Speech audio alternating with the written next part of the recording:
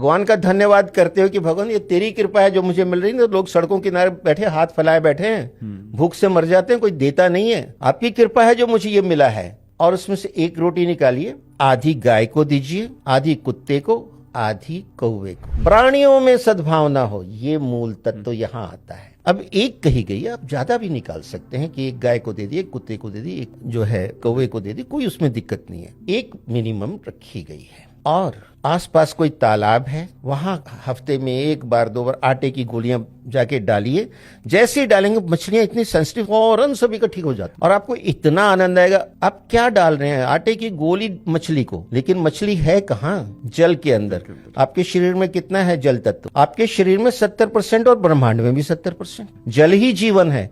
आप उनके साथ कनेक्ट हो गए और ये भचक्र की अंतिम राशि मीन है। आप कहाँ कनेक्ट हो रहे हैं आपको समझ ही नहीं। आप कह रहे मैं तो दाना डाल रहा हूँ मछलियों को, इससे क्या हो जाएगा? आपका त्रिनेत्र खुलेगा जब आपको पता लगेगा कि क्या हो जाएगा। और ये सब मैनिफेस्टेशन के तरीके हैं। अब आप पक्षियों को दाना डालिए। अब आप जो जल तत्व से तो कनेक्ट हो गए मछली को, आपने पक्षियों को दाना डाला। पक्षी कहाँ जाते हैं? दाना खा के कहाँ उड़ते हैं? आकाश की तरफ। आकाश तत्व से कनेक्ट हो गए। पंच महाभूत तत्व क्या है? जल, वायु, अग्नि, धरती और आकाश। जल से कनेक्टेड, वायु से कनेक्टेड, और अग्नि जो सूर्य को जल दिया आपने, धरती पे तो आप खड़े ही हैं। अब जब आपने पक्षियों को दिया तो वायु तत्व भी उसमें आ गया। हवा में उड़ते हैं, जो बोलते ना एयर लॉजिस्टिक। करेक्ट। अब बाकी क्या बचा? पाताल से आप अभी तक दूर हो। पाताल में भी जीवन है, राजा बलि का राज है वहां। और पाताल में कौन रहता है? सर्प, चूहे, कीड़े मकोड़े। उनसे कनेक्ट होना है।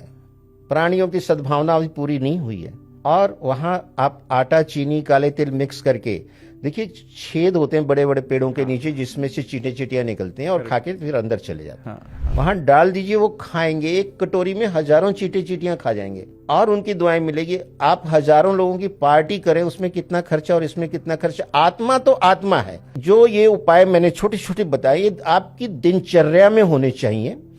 आप कीजिए और मुझे बताइए कि रिटर्न ऑन इन्वेस्टमेंट आपको कितनी आ रही है।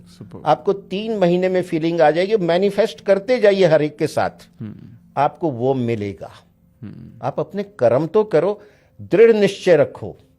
अगर नहीं भी मिल रहा है तो हिम्मत नहीं हारनी है, क्योंकि जीवन अनंत है। जब आत्मा अजर और अमर है, पुनर्जन्म होता है, तो जीवन अनंत नहीं है। क्या हमारी छोटी सोच है?